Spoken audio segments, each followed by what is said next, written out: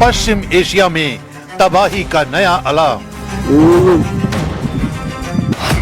Kharg island पर America का विनाशकारी हमला। ये तस्वीरें उसी खार्ग आइलैंड की हैं, जिस पर अमेरिका ने भीषण हमला किया है। दावा किया जा रहा है कि इस हमले में खार्ग आइलैंड पर मौजूद एक एक टारगेट को तबाह कर दिया गया। अमेरिकी सेंट्रल कमांड की तरफ से चलाए गए इस ऑपरेशन को पश्चिम एशिया में अब तक के सबसे शक्तिशाली बमबारी अभियानों में से एक बताया जा रहा है। अमेरिकी राष्ट्रपति डोनाल्ड ट्रंप ने कहा कि इस हमले में द्वीप पर मौजूद सैन्य ठिकानों को निशाना बनाया गया, जबकि तेल से जुड़े ढांचे को जानबूझकर नहीं छुआ गया। लेकिन साथ ही वॉशिंगटन ने चेतावनी भी दी है, अगर ईरान ने स्ट्रेट ऑफ हॉर्मुज से गुजरने वाले जहाजों की आवाजाही में दखल दिया तो अगला हमला और ज्यादा विनाशकारी हो सकता है। The situation in Iran is going very well. A lot of big hits today, a lot of big wins today, as you probably have heard militarily. And I think it's going very well and very good control. We'll see what's happening with the Straits. They continue to try and sabotage their own country in the Middle East, but it's been very, very strong militarily. Kharg island पर हुआ यह हमला कोई साधारण हमला नहीं माना जा सकता, क्योंकि अमेरिका की तरफ से इसे कई खास मकसदों से टारगेट किया गया है। ये द्वीप फारस की खाड़ी में ईरान के दक्षिणी तट से लगभग 25 किलोमीटर दूर स्थित है। प्रशासनिक रूप से ये ईरान के बुशहर प्रांत का हिस्सा है। खार्ग आइलैंड वो रणनीतिक द्वीप है जिसे ईरान की आर्थिक शक्ति की रीढ़ कहा जाता है। फारस की खाड़ी में स्थित ये छोटा सा द्वीप ईरान के तेल निर्यात का सबसे बड़ा केंद्र है। दुनिया भर के बाजारों में पहुंचने वाला ईरान का करीब 85 से 90% कच्चा तेल इसी द्वीप से होकर गुजरता है।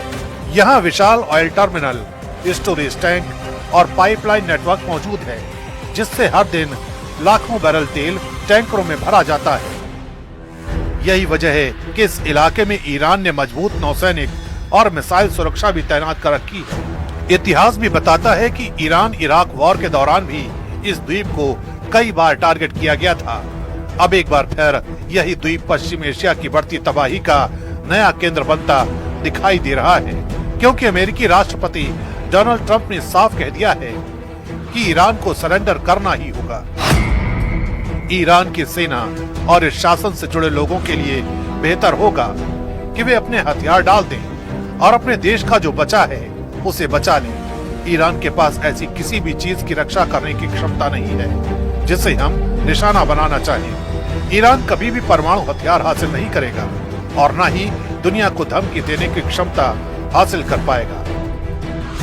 लेकिन खार्ग आइलैंड पर हुआ यह हमला सिर्फ एक सैन्य कार्रवाई नहीं है, बल्कि पश्चिम एशिया की रणनीतिक तस्वीर को बदल देने वाला संकेत भी माना जा रहा है, क्योंकि खार्ग आइलैंड सिर्फ ईरान के लिए ही नहीं बल्कि वैश्विक ऊर्जा बाजार के लिए भी बेहद अहम केंद्र है। माना जाता है कि दुनिया के तेल बाजार का बड़ा हिस्सा स्ट्रेट ऑफ हॉर्मुज और फारस की खाड़ी से होकर गुजरता है। ऐसे में अगर खार्ग आइलैंड पर तनाव बढ़ता है तो इसका असर सिर्फ ईरान तक सीमित नहीं रहेगा, बल्कि पूरी दुनिया के तेल बाजार और समुद्री व्यापार पर पड़ सकता है।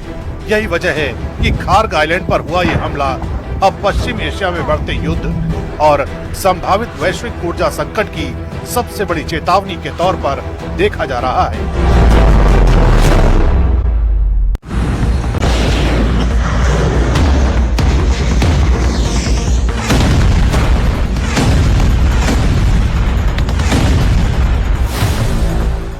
ट्रंप का रक्षा कवच बनेगा ईरानी मिसाइलों का काल।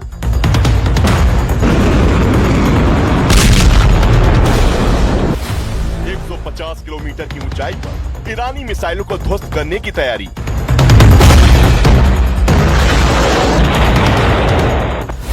जंग के 15वें दिन डोनाल्ड ट्रंप का बिग प्लान।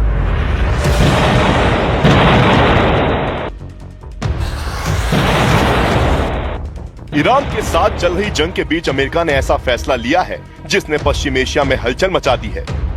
अमेरिका ने दक्षिण कोरिया से अपना सबसे ताकतवर मिसाइल डिफेंस सिस्टम थार्ड हटाकर पश्चिम एशिया में भेज दिया है। ये वही डिफेंस सिस्टम है जो उत्तर कोरिया की बैलिस्टिक मिसाइलों से दक्षिण कोरिया को सुरक्षा देता रहा है। लेकिन जब पश्चिम एशिया में ईरानी मिसाइलों के प्रहार से अमेरिकी सेना पस्त होने लगी, तब ट्रंप ने अपना रक्षा कवच यानी थार्ड को तैयार करना शुरू कर दिया।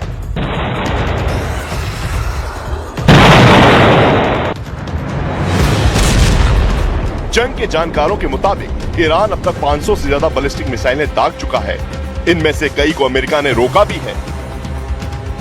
बावजूद इसके कई मिसाइलें पश्चिम एशिया में मौजूद अमेरिकी ठिकानों को निशाना बनाने में कामयाब रही। यही नहीं, ईरान ने जॉर्डन और संयुक्त अरब अमीरात में तैनात अमेरिका के थार्ड मिसाइल डिफेंस सिस्टम के रडार को नष्ट कर दिया है, जिससे अमेरिकी सेना में हड़कंप मच गया है।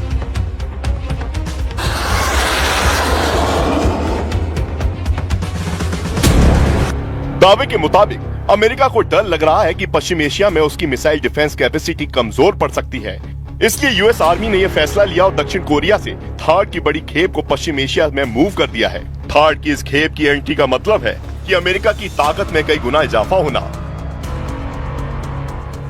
क्योंकि ईरान की सेना चाहे मिसाइलें दागे, चाहे जितने आत्मघाती ड्रोन छोड़ दे या फिर उसके फाइटर जेट हमले कर रहे हो, दावा है कि थार्ड उन सभी पर मिसाइल दागकर उन्हें जमीन पर पटक सकता है। थार्ड यानी terminal high altitude area defence दुनिया के सबसे एडवांस एंटी मिसाइल सिस्टम में से एक माना जाता है। इस सिस्टम में 6 मोबाइल लॉन्चर होते हैं और हर लॉन्चर में 8 इंटरसेप्टर मिसाइलें लगी होती हैं। दावा है कि थार्ड का रडार 150 किलोमीटर की ऊंचाई पर मौजूद बैलिस्टिक मिसाइलों का पता लगा सकता है और उसे बर्बाद कर सकता है। इसका रडार 1000 किलोमीटर से ज्यादा दूर के ऑब्जेक्ट को ट्रैक करके उसे नष्ट कर सकता है। ये हिट टू किल तकनीक के तहत बिना किसी वारहेड के सीधे टकराकर दुश्मन की मिसाइलों को नष्ट कर देता है। इसके साथ ही इसे ट्रकों के जरिए कहीं भी तेजी से तैनात किया जा सकता है। इधर अमेरिका ने पश्चिम एशिया में ईरान को परास्त करने के लिए थार्ड की तैनाती में इजाफा किया, तो उधर इस फैसले से दक्षिण कोरिया की टेंशन बढ़ गई है। दक्षिण कोरिया को डर है कि अगर उसके यहाँ अमेरिकी डिफेंस सिस्टम कमजोर पड़ा तो उत्तर कोरिया उस पर कोहराम मचा सकता है।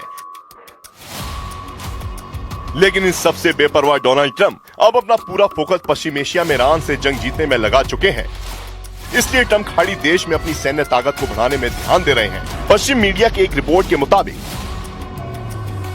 अमेरिका के करीब 2500 अमेरिकी मरीन सैनिक युद्धपोतों के साथ पश्चिम एशिया की ओर बढ़ रहे हैं। अमेरिकी जहाज यूएसए त्रिपोली और उससे जुड़े युद्धपोत भी ईरान की ओर रवाना हो चुके हैं।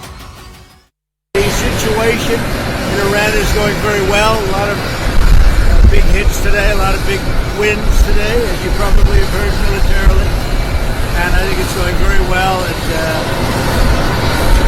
very good control. We'll see what's happening with the Straits. They continue to try and sabotage their own country in the Middle East, but it's been very, very strong militarily.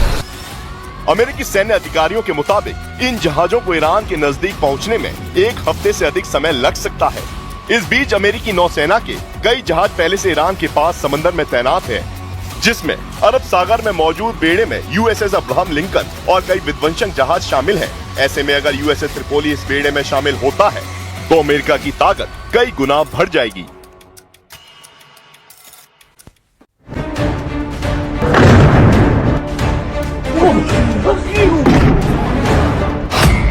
क्या junior Khamenei भी Israel के target पर हैं? क्या Mustafa Khamenei IDF का अगला शिकार है? क्या ईरान के सुप्रीम लीडर के सर पर मौत नाच रही है? ईरान में उठे तबाही के इस नए तूफान की कहानी बताएं। उससे पहले ये तस्वीरें देखिए। तेहरान की सड़कों पर गाड़ियां गुजर रही हैं और तभी आईडीएफ का हवाई हमला होता है। ये मिसाइल हमला तेहरान में तैनात बासिज यूनिट को टारगेट करके किया गया है। इस वीडियो को जारी करते हुए आईडीएफ ने लिखा है, दमनकारी ताकतों के ठिकानों को चुन चुन कर खत्म करेगी।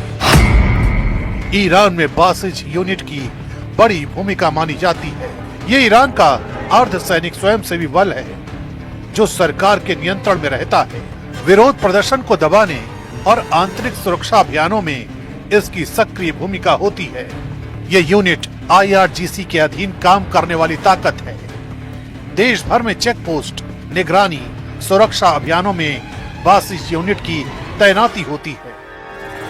यही वजह रही कि खुफिया जानकारी के बाद आईडीएफ ने 22 यूनिट के काफिले को बीच सड़क पर सटीक टारगेट से उड़ा दिया। लेकिन इन हमलों के बीच नेतन्याहू के एक बयान ने पश्चिम एशिया में नया बवंडर ला दिया है, क्योंकि जिस तरह इजराइल और अमेरिका ने ईरान के सुप्रीम लीडर को खत्म किया, ठीक वैसी ही प्लानिंग इस बार मुस्तफा खामेनेई को लेकर चल रही है।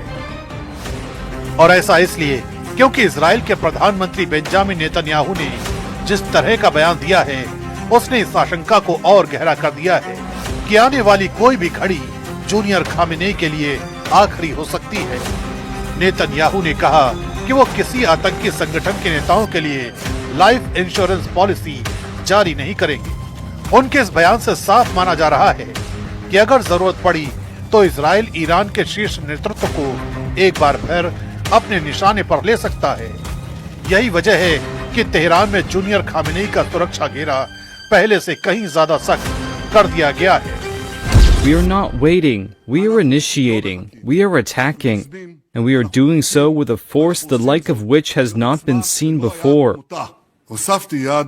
I have added another goal, to create the conditions for the Iranian people to overthrow this terrible tyrannical regime. To create conditions doesn't guarantee that it will happen, and I told them just now, in what I said a moment ago. I said, it's up to you. It depends on you. I wouldn't issue life insurance policies on any of the leaders of the terrorist organizations. Netanyahu ने Mustafa Khamenei को सीधे तौर पर IRGC की कठपुतली तक बता दिया। उनका दावा है कि ईरान की असली ताकत अब IRGC के हाथ है और नया सुप्रीम लीडर उसी के सहारे सत्ता चला रहा है। नेतन्याहू ने यहाँ तक कहा कि इजरायली हमलों के बाद ईरान की हालत ऐसी हो चुकी है कि उसका शीर्ष नेतृत्व खुलकर सामने आने से भी बच रहा है। ये बयान केवल राजनीतिक हमला नहीं माना जा रहा, बल्कि इसे मनोवैज्ञानिक युद्ध का हिस्सा समझा जा रहा है। אזרחי ישראל, אחיי ואחיותיי, אנחנו בימים היסטוריים, ימים שירשמו בתולדות ישראל. במבצע שאגת הארי, השאגה שלנו הולכת ומתגברת. אנחנו קודשים את משטר הטרור באיראן. אנחנו פוגעים וקודשים את עושה דברו, החיזבאללה בלבנון. वैसे भी मीडिया में आई खबरों के मुताबिक मुस्तफा खामेनेई को घायल बताया जा रहा है। वो अभी भी ईरान की जनता के सामने नहीं आए।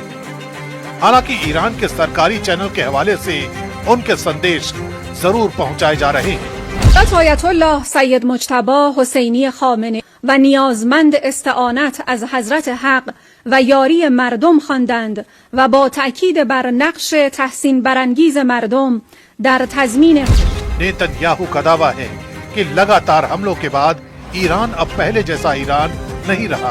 उनके मुताबिक इजरायली हमलों ने ईरान के कई अहम सुरक्षा और सैन्य ढांचे को भारी नुकसान पहुंचाया है। लेकिन बड़ा सवाल अब भी वही है, क्या इजराइल अपने इस अभियान को आगे बढ़ाकर सीधे ईरान के शीर्ष नेतृत्व तक पहुंचने की कोशिश करेगा? अगर ऐसा हुआ तो ये केवल एक सैन्य कार्रवाई नहीं, बल्कि पश्चिम एशिया की राजनीति को हिला देने वाली घटना साबित हो सकती है। और इसी वजह से दुनिया की निगाहें अब तेहरान पर टिकी हुई हैं।